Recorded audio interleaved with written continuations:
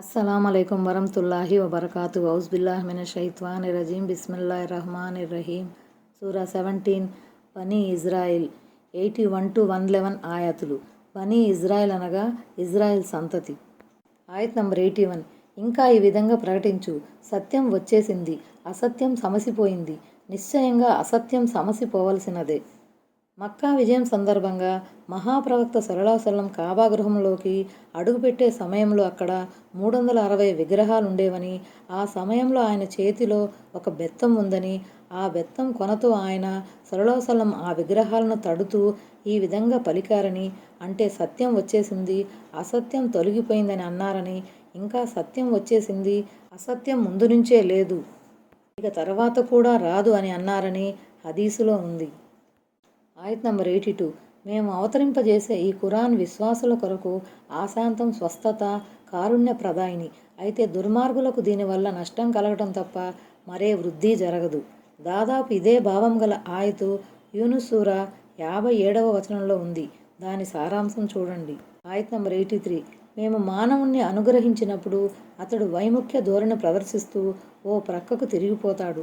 బాధ కలిగినప్పుడు మాత్రం నిరాశకు గురవుతాడు. కలిమిలో మానవుని పరిస్థితి ఎలా ఉంటుందో, లేమిలో అతని స్వభావం ఎలా ఉంటుందో ఈ ఆయతులో చెప్పబడింది. సుఖాలు ప్రాప్తించినప్పుడు అతడు అల్లాహ్ను మర్చిపోతాడు, మిడిసిపడతాడు. బాధలు మొదలైనప్పుడు నిరాశ నిస్పృహలకు లోనవుతాడు. దేవుడికే తన మీద దయలేదని నిందిస్తాడు. అయితే విశ్వసించిన వారు మాత్రం అలా ప్రవర్తించరు. కలిమిలోనూ లేమిలోనూ వారు అల్లాహ్ను స్మరిస్తారు. అల్లాహ్కు భయపడుతూ ఆయన కారుణ్యం పట్ల ఆశాభావం కలిగి ఉంటారు. వివరాలకు హూద్ సూరాలోని 9-11 ఆయతులను చదవండి. ఆయత్ నంబర్ 84. వారికి చెప్పు, ప్రతి ఒక్కడూ తన విధానం ప్రకారం ఆచరిస్తున్నాడు. పూర్తిగా సన్మార్గంపై ఉన్నదెవరో నీ ప్రభువుకే బాగా తెలుసు. ఈ ఆయతు బహు దైవోపాసకులకు హెచ్చరిక వంటిది. హూద్ సూరాలోని 121-122 ఆయతులలో చెప్పబడిన విషయమే ఇక్కడ చెప్పబడింది. షాకిలతున్ అంటే సంకల్పం, పద్ధతి, ధర్మం, విధానం, నైజం, స్వభావం అనే అర్థాలొస్తాయి. ఈ ఆయతులో అవిశ్వాసులు తోలనాడబడ్డారు, విశ్వాసులు ప్రశంసించబడ్డారు. ఎందుకంటే ప్రతి మనిషి తాను ఎన్నుకునే జీవన మార్గం అతని గుణగణాలతో, అతని స్వభావంతో ముడిపడి ఉంటుంది. ఆయత్ నంబర్ 85. వారు ఆత్మని గురించి నిన్ను ప్రశ్నిస్తున్నారు. ఆత్మ నా ప్రభువు ఆజ్ఞతో ముడిపడి ఉంది. మీకు వసగబడిన జ్ఞానం బహు స్వల్పం అని ఓ ప్రవక్త వారికి చెప్పు. ఆత్మ ఎంతో సూక్ష్మమైనది, కంటికి కానరానిది. కానీ ప్రతి ప్రాణికి అదే జీవనాధారం. అదెలా ఉంటుంది, దాని వాస్తవికత ఏమిటి ఎవరికీ తెలియదు. దీని గురించి యూదులు కూడా ఒకసారి మహాప్రవక్త సల్లల్లాహు అలైహి వసల్లంను ప్రశ్నించారు. అప్పుడు ఈ ఆయతు అవతరించింది. ఈ ఆయతు భావం ఏమిటంటే, మీకున్న జ్ఞానం దైవ జ్ఞానంతో పోల్చినట్లయితే చాలా స్వల్పం. మీరేమో ఆత్మను గురించి ప్రశ్నిస్తున్నారాయే. ఆత్మ గురించిన పరిజ్ఞానాన్ని దేవుడు తన సందేశహరులకే తెలుపలేదు. అయితే ఇది నా ప్రభువు ఆజ్ఞకు లోబడిన అంశం అని మాత్రం తెలుసుకోండి. దాని వాస్తవికత ఏమిటో నా ప్రభువుకు మాత్రమే తెలుసని తన ప్రవక్త సల్లల్లాహు అలైహి వసల్లం ద్వారా దేవుడు తెలిపాడు. ఆయత్ నంబర్ 86. మేము గనక తలుచుకుంటే నీ వద్దకు పంపిన వహీ మొత్తాన్ని తిరిగి స్వాధీనం చేసుకోగలము. ఆ తర్వాత మాకు వ్యతిరేకంగా దానిని తిరిగి ఇప్పించగలిగే ఏ సహాయకుణ్ణి నీవు పొందలేవు. అల్లా వహీ ద్వారా ప్రసాదించిన కొద్దో గొప్ప జ్ఞానాన్ని కూడా తాను తలుచుకుంటే జప్తు చేసుకోగలడు. అంటే మనోఫలకంపై నుంచి ఆ జ్ఞానాన్ని తొలగించగలడు. అంటే దేవుడు గనక ఈ జ్ఞానాన్ని ప్రవక్త నుంచి తీసేసుకుంటే దాన్ని ఆయన నుంచి తిరిగి ఇప్పించేవాడెవడూ ఉండడు. ఆయత్ నంబర్ 87. నీ ప్రభువు అనుగ్రహంతో తప్ప నిస్సందేహంగా నీపై ఉన్న ఆయన అనుగ్రహం చాలా గొప్పది. కానీ ఓ ముహమ్మద్, అల్లా నీపై దయతలిచాడు. నీకు ప్రసాదించిన జ్ఞానాన్ని ఆయన నీ నుండి లాక్కోలేదు. ముమ్మాటికి ఇది దైవ కృపేనని తెలుసుకో. ఆయత్ నంబర్ 88. వారికి చెప్పు, ఒకవేళ సమస్త మానవులు యావత్తు జిన్నులు కలిసి ఈ ఖురాన్ లాంటి గ్రంథాన్ని తేదల్చినా, వారు వండొకరికి తోడ్పాటును అందజేసుకున్నా ఇటువంటి దానిని తీసుకురావటం వారి వల్ల కాని పని. దివ్య ఖురాన్ రచనకు సంబంధించిన ఈ ఛాలెంజ్ ఇంతకు ముందు కూడా అనేక చోట్ల చేయబడింది. ఈ సవాలును ఇంతవరకు ఎవరూ స్వీకరించలేకపోయారు. ఆయత్ నంబర్ 89. మేము ప్రజల బోధనార్థం ఈ ఖురాన్లో అన్ని విధాలుగానూ ఉపమానాలను ఇచ్చాము. కానీ చాలామంది తమ తిరస్కార వైఖరిని మానుకోలేదు. ఈ ఆయతు ఈ సూరా ఆరంభంలో కూడా వచ్చింది. ఆయత్ నంబర్ 90. వారిలా అన్నారు, నువ్వు మా కోసం భూమి నుంచి నీటి ఊటను ప్రవహింపజేయనంత వరకు మేము నిన్ను నమ్మేది లేదు. విశ్వసించడానికి మక్కా కురైషులు పెట్టిన షరతులివి.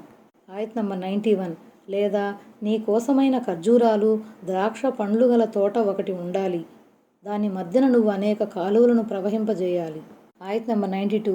లేదా నువ్వు చెబుతున్నట్లుగా ఆకాశాన్ని ముక్కలు ముక్కలుగా చేసి మాపై పడవెయ్యి, లేదా నువ్వు ఖుద్దుగా అల్లాహ్ను దూతలను తెచ్చి మా ఎదుట నిలబెట్టు. అంటే నీ దేవుడు దైవదూతలు మా కళ్ళ ముందు ప్రత్యక్షమవ్వాలి, వారిని మేము కళ్ళారా తిలకించాలి, అంతవరకు మాకు నమ్మకం కుదరదు. ఆయత్ నంబర్ 93. లేదా నీ కోసం స్వర్ణగృహం ఏదన్నా సిద్ధం కావాలి, లేదా నువ్వు ఆకాశానికి ఎక్కిపోవాలి. ఒకవేళ నువ్వు అలా ఎక్కిపోయినా మేము స్వయంగా చదవగలిగే గ్రంథమేదైనా మాపై అవతరింపజేయనంత వరకు నీ అధిరోహణను కూడా మేము నమ్మేది లేదు. ఓ ప్రవక్త, వారికి చెప్పు, నా ప్రభువు పరమ పవిత్రుడు, నేను ప్రవక్తగా పంపబడిన ఒక మానవ మాతృని మాత్రమే. అరబ్బీలో జుక్రుఫున్ అని ఉంది, అంటే అందమైన, శోభాయమానమైన అని అసలు అర్థం. కానీ ఈ ఆయతులో మాత్రం బంగారం అని అర్థం వస్తుంది. నువ్వు తీసుకువచ్చే ఈ గ్రంథం మేమందరం సులభంగా చదవగలిగేలా ఉండాలి. ఈ పలుకుల భావం ఇది. నా ప్రభువు దుర్బలుడు కాడు. ఆయన గనక తలుచుకుంటే మీ డిమాండ్లన్నింటినీ ఇట్టే తీర్చగలడు. అయిపో అన్న ఒక్క ఆజ్ఞతో అంతా అయిపోతుంది. కానీ నేను మాత్రం మానవ మాతృణ్ణి. మానవ మాతృని వల్ల ఇవన్నీ సంభవమా? కాదే. కాకపోతే నేను దేవుని తరపున నియమించబడిన ప్రవక్తను. ప్రవక్త పనల్లా దైవాజ్ఞలను మానవాళి కొరకు చేరవేయటమే. ఆ పనిని నేను నెరవేరుస్తున్నాను. ప్రజలు కోరిన కోరికనల్లా మహిమల రూపంలో ప్రదర్శించడం దైవ దౌత్య ప్రక్రియలో అంతర్భాగం కాదు. అయితే అల్లా కోరితే దైవ దౌత్య ధృవీకరణ నిమిత్తం 1/6 మహిమ చూపబడుతుంది, అంతే. దీనికి బదులు ప్రజలు కోరిన ప్రతి మహిమను చూపి తీరాల్సిందే. అంటే దీనికి అడ్డు ఆపు ఉండదు. ప్రతి మనిషి తన మనోవాంఛ ప్రకారం సరికొత్త మహిమ కావాలంటాడు. అప్పుడు ప్రవక్త పొద్దుస్తమానం మహిమలు ప్రదర్శించడంలోనే తలమునకలై ఉండాల్సి వస్తుంది. సందేశ ప్రధానమైన అసలు కార్యం కుంటుపడిపోతుంది. కాబట్టి మహిమలు అల్లాహ్ యుక్తిని బట్టి చూపబడతాయి. అందలి ఉచితానుచితాలు, మంచి చెబ్బరలన్నీ దైవ ప్రణాళికకు లోబడి ఉంటాయి. ఆ జ్ఞానం అల్లాహ్ మాత్రమే పరిమితం. నేను సైతం ఆయన ప్రణాళికలో జోక్యం చేసుకోలేను. ఆయత్ నంబర్ 94. ప్రజల వద్దకు మార్గదర్శకత్వం వచ్చిన మీదట విశ్వసించనీయకుండానే వారిని ఆపిన విషయమల్లా ఒక్కటే, అల్లా ఒక మానవ మాతృని ప్రవక్తగా పంపాడా అని వారన్నారు. తమలాంటి ఒక మానవ మాతృడు దైవ ప్రవక్తగా తమ ముందుకు రావటం అవిశ్వాసులను, బహుదైవారాధకులను ఆశ్చర్యపరిచింది. తమలాగా మాట్లాడేవాడు, తమలాగానే తినేవాడు, త్రాగేవాడు, తమలాగానే బంధుత్వ సంబంధాలు కలిగి ఉన్న వ్యక్తి అకస్మాత్తుగా ప్రవక్తగా ఎలా మారిపోయాడు అనే విషయం వారిని నిర్ఘాంతపరిచింది. ఈ విషయమే విశ్వసించకుండా వారికి అడ్డుగా నిలిచింది. ఆయత్ నంబర్ 95. ఓ ప్రవక్త, వారికి చెప్పు, ఒకవేళ దైవదూతలు భూమండలం మీద తిరుగుతూ నివాసం ఏర్పరచుకుంటూ ఉన్నట్లయితే మేము వారి వద్దకు కూడా ఆకాశం నుంచి దైవదూతనే ప్రవక్తగా పంపి ఉండేవారం. భూమి మీద మనుషులు నివసిస్తున్నప్పుడు వారి వద్దకు వచ్చే ప్రవక్తలు కూడా మానవ జాతికి చెందినవారే అయి ఉండాలి. మానవేతర వ్యక్తులు మానవ జాతికి మార్గదర్శకత్వం వహించలేరు. ఒకవేళ దూతలు కూడా భూమిపై నివసిస్తూ ఉంటే వారికి హితబోధ చేయడానికి దేవుడు దూతనే ప్రవక్తగా పంపి ఉండేవాడు. దైవదూతలు భూమి మీద ఉండటం లేదు గనక ప్రవక్తగా దైవదూత రాలేదు. ఆయత్ నంబర్ 96. వారితో అను, నాకు మీకు మధ్య సాక్షిగా అల్లా చాలు. తన దాసుల గురించి ఆయనకు అంతా తెలుసు. ఆయన వారిని చూస్తూనే ఉన్నాడు. అంటే సందేశాన్ని హెచ్చుతగ్గులు లేకుండా అందజేయడం నా కర్తవ్యం. ఆ కర్తవ్యాన్ని నేను సజావుగా నెరవేర్చాను. ఈ విషయానికి మీకు నాకు మధ్య సాక్షిగా అల్లా చాలు. ఎందుకంటే నిర్ణయాలన్నీ గైకొనేవాడు ఆయనే. ఆయత్ నంబర్ 97. అల్లా ఎవరికి సన్మార్గం చూపుతాడో అతనే సన్మార్గం పొందుతాడు. ఆయన మార్గ విహీనతకు లోను చేసిన వారికి ఆయన శిక్షకు విరుద్ధంగా ఇతరులెవరినీ నువ్వు సహాయకులుగా పొందజాలవు. అలాంటి వారిని మేము ప్రళయ దినాన ముఖాల ఆధారంగా సమీకరిస్తాము. మరి చూడబోతే వారు గుడ్డివారు, మూగవారు, చెవిటివారే ఉంటారు. నరకం వారి నివాసమవుతుంది. అది మందగించినప్పుడల్లా వారి కోసం దాన్ని రాజేస్తూ ఉంటాం. నీ ప్రచారం ద్వారా ఎవరు విశ్వసిస్తారు, ఎవరు విశ్వసించరనేది అల్లా ఆధీనంలో ఉంది. నీ బాధ్యతల్ల సందేశాన్ని చేరవేయటమే. తలక్రిందులుగా చేసి ముఖం ఆధారంగా నడిపించడం ఎలా సాధ్యమవుతుందని ప్రవక్త ప్రియ సహచరులు ఆశ్చర్యంగా అడిగారు. దానికి మహాప్రవక్త సల్లల్లాహు అలైహి వసల్లం కాళ్లపై నడిచే శక్తిని ప్రసాదించిన అల్లాహే ముఖం ఆధారంగా నడిపించే శక్తిని కూడా కలిగి ఉన్నాడని చెప్పారు. ప్రాపంచిక జీవితంలో వారు సత్యం పట్ల అంధులుగా, మూగవారుగా, చెవిటివారుగా వ్యవహరించారు. అందుకే తీర్పు దినాన వారికి తగిన శాస్త్రిగా, గుడ్డివారుగా, మూగవారుగా, చెవిటివారుగా చేసి హాజరు పరచటం జరుగుతుంది. ఆయత్ నంబర్ 98. వారు మా ఆయతులను తిరస్కరించి మేము ఎముకలై తుత్తునీలై అయిపోయిన తర్వాత కూడా మళ్ళీ సరికొత్తగా పుట్టించబడతామా అని చెప్పినందుకు గాను వారికి లభించే ప్రతిఫలం ఇది. వీరిని నరకయాతనకు గురి చేయడానికి కారణమేమంటే వీళ్ళు మేము అవతరింపజేసిన వచనాలను సత్యమని ధృవీకరించలేదు. జగతిలో సర్వవ్యాప్తమై ఉన్న మా నిదర్శనాలపై యోచన చేయలేదు. ఏమాత్రం ఆలోచించకుండానే మరణానంతర జీవితాన్ని, తీర్పు దినాన్ని తేలిగ్గా కొట్టిపారేశారు. చచ్చి ఎముకలుగా మారి కృషించిపోయిన తర్వాత మళ్ళీ యథాతథంగా బ్రతికించబడటం అసలెలా సంభవమని అన్నారు. ఆయత్ నంబర్ 99. ఏమిటి? ఆకాశాలను, భూమిని సృష్టించిన అల్లా తమలాంటి వారిని సృష్టించే శక్తి కలిగి ఉన్నాడన్న విషయంపై వారు దృష్టిని సారించలేదా? ఏమాత్రం సంకోచానికి తావులేని ఒక సమయాన్ని ఆయన వారి కోసం నియమించి ఉన్నాడు. కానీ దుర్మార్గులు ఎంత చెప్పినా తిరస్కరించకుండా ఉండరు. భూమ్యాకాశాల నిర్మాత అయిన అల్లాకు వీరిలాంటి సృష్టితాలను సృజించటం, మరణానంతరం వారిని తిరిగి లేపటం కష్టసాధ్యం ఏమీ కాదు. ఈ సృష్టి ప్రక్రియ భూమ్యాకాశాల సృష్టి కన్నా ఎంతో సులువైనది. మానవుణ్ణి సృష్టించడం కన్నా భూమ్యాకాశాలను సృష్టించడం గొప్ప పని. సూరా మూమిన్ 57. ఈ విషయాన్నే అల్లాహ్ అహకాఫ్ సూరాలో 33వ ఆయతులోను, యాసిన్ సూరాలో 81, 82వ ఆయతులోనూ విశదీకరించాడు. ఈ నియమిత సమయం మృత్యువు కావచ్చు, లేక ప్రళయము కావచ్చు. సందర్భం దృష్ట్యా ప్రళయ గడియం అని భావించడమే చాలా వరకు సమంజసంగా ఉంటుంది.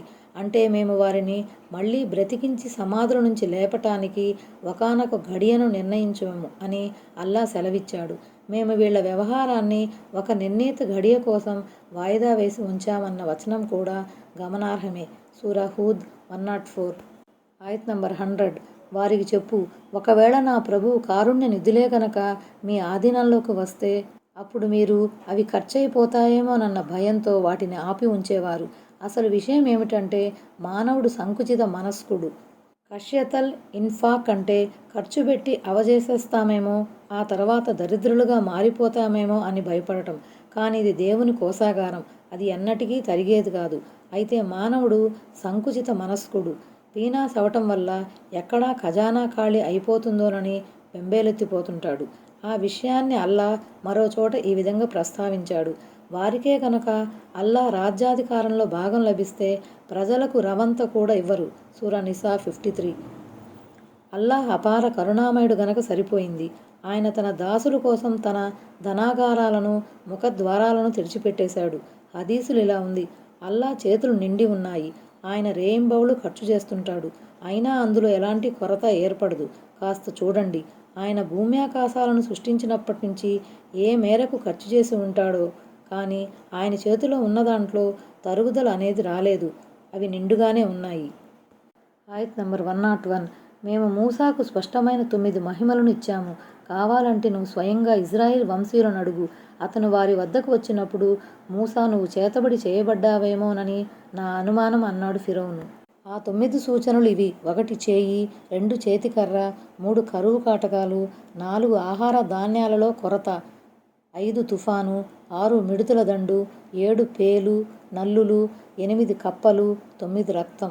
కరువు కాటకాలు, ఆహార ధాన్యాల కొరత ఇవి రెండూ ఒక సూచన క్రిందికి వస్తాయని, అయితే మంత్రిగాళ్ల మాయాజాలాన్ని చేతికర్ర మృంగివేయటం 9వ సూచనగా పరిగణించబడుతుందని ఇమాం హసన్ బస్రీ అభిప్రాయపడ్డారు.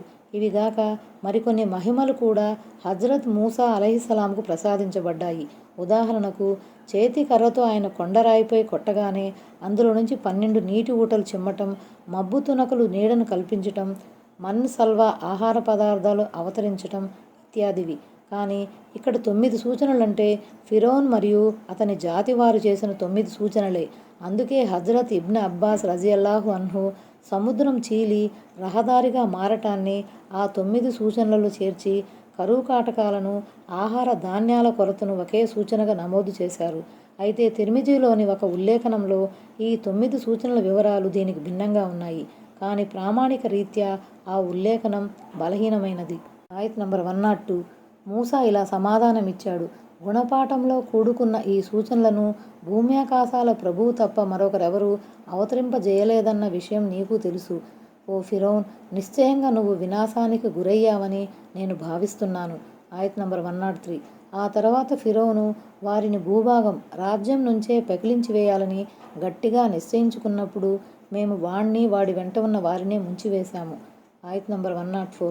ఆ తరువాత మేము ఇజ్రాయిలు సంతతితో, ఈ భూభాగంపై మీరు ఉండండి, అయితే పరలోక వాగ్దాన తరుణం ఆసన్నమైనప్పుడు మేము మీ అందరినీ కలిపి ఒకే చోటికి తీసుకువస్తామని చెప్పాము.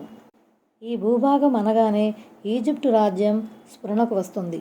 ఫిరౌన్ చక్రవర్తి హజ్రత్ మూసా అలైహిస్సలాంను, ఆయన జాతి వారైన ఇజ్రాయిలీలను తన రాజ్యం నుంచి వెళ్ళగొట్టాలని సంకల్పించుకున్నాడు. అయితే బనీ ఇజ్రాయెల్ చరిత్ర చాటి చెప్పేది ఏమిటంటే, వారు ఈజిప్టు రాజ్యం నుంచి వెళ్ళిపోయిన తర్వాత తిరిగి ఈజిప్టులోకి ప్రవేశించలేదు. 40 సంవత్సరాల పాటు తీహ్ మైదానంలో ఉండి అటు పిమ్మట పాలస్తీనాలో ప్రవేశించారు. ఆరాఫ్ సూరా ద్వారా మనకు తెలిసేది కూడా ఇదే. కాబట్టి ఈ భూభాగం అంటే పాలస్తీనా ప్రదేశమని అనుకోవడం సమంజసం. ఆయత్ నంబర్ 105. మేము దీనిని ఖురాన్ను సత్య సమేతంగా అవతరింపజేశాము. ఇది కూడా సత్యంతోనే అవతరించింది. మేము నిన్ను శుభవార్తను వినిపించేవానిగా, హెచ్చరించేవానిగా మాత్రమే పంపాము. అంటే ఈ గ్రంథం సురక్షితంగా ఎలాంటి మార్పులకు లోనుగాకుండా మీ వద్దకు చేరింది. అందులో ఎలాంటి హెచ్చుతగ్గులు చేయబడలేదు. ఎందుకంటే ఈ గ్రంథాన్ని దైవ ప్రవక్త సల్లల్లాహు అలైహి వసల్లం వరకు తీసుకువచ్చిన దైవదూత శక్తి సంపన్నుడు, నమ్మకస్తుడు, సింహాసనాధిపతి వద్ద ఆదరణ పొందినవాడు, దైవ దూతలందరిపై ఆధిపత్యం గలవాడు ఆయనే, జిబ్రాయిల్ అలైహిస్సలాం. ఆయత్ నంబర్ 106. నువ్వు నెమ్మదిగా ప్రజలకు వినిపించటానికి వీలుగా మేము ఖురాన్ గ్రంథాన్ని కొద్దిగా చేసి అవతరింపజేశాము. మేము దీనిని అంచెల వారీగా అవతరింపజేశాము. అంటే విధేయత చూపే విశ్వాసుల పాలిట శుభవార్తాహరుడు, అవిధేయుల పాలిట హెచ్చరించేవాడు అని భావం. ఆయత్ నంబర్ 106. నువ్వు నెమ్మదిగా ప్రజలకు వినిపించటానికి వీలుగా మేము ఖురాన్ గ్రంథాన్ని కొద్దిగా చేసి అవతరింపజేశాము. మేము దీనిని అంచెల వారీగా అవతరింపజేశాము. ఫరక్నాహు అన్న పదానికి మేము దీన్ని బాగా విడమరిచి చెప్పామనే అర్థం కూడా వస్తుంది. ఆయత్ నంబర్ 107. వారికి చెప్పు, మీరు దీనిని నమ్మినా నమ్మకపోయినా దీనికి పూర్వం జ్ఞానం వసగబడిన వారి ఎదుట ఇది పఠించబడినప్పుడల్లా వారు ముఖాల ఆధారంగా సాష్టాంగపడిపోతారు. దివ్య ఖురాన్ అవతరణకు పూర్వం ఉన్న ఆకాశ గ్రంథాలను అధ్యయనం చేసి ఉన్న పండితులకు వహీ అంటే ఏమిటో, దైవ ప్రోక్తం ఎలా ఉంటుందో తెలుసు. కాబట్టి ఖురాన్ పఠనాన్ని వినగానే వారు అణుకువతో, భక్తితో సాష్టాంగపడతారు. అంతిమ దైవ ప్రవక్త సల్లల్లాహు అలైహి వసల్లంను తెలుసుకునే వివేచనను తమకు ప్రసాదించినందుకు, దివ్య ఖురాన్ సత్యతను గ్రహించే సౌభాగ్యాన్ని తమకు ఒసిగినందుకు వారు నిజ ప్రభువుకు కృతజ్ఞతలు తెలుపుకుంటారు. ఆయత్ నంబర్ 108. మా ప్రభువు పరమ పవిత్రుడు, మా ప్రభువు వాగ్దానం నెరవేరటం తథ్యమని అంటారు. ఏమీ తెలియని మక్కా అవిశ్వాసులు విశ్వసించకపోయినంత మాత్రాన ఓ ప్రవక్త, నువ్వు ఖేదపడవలసిన అవసరం లేదు.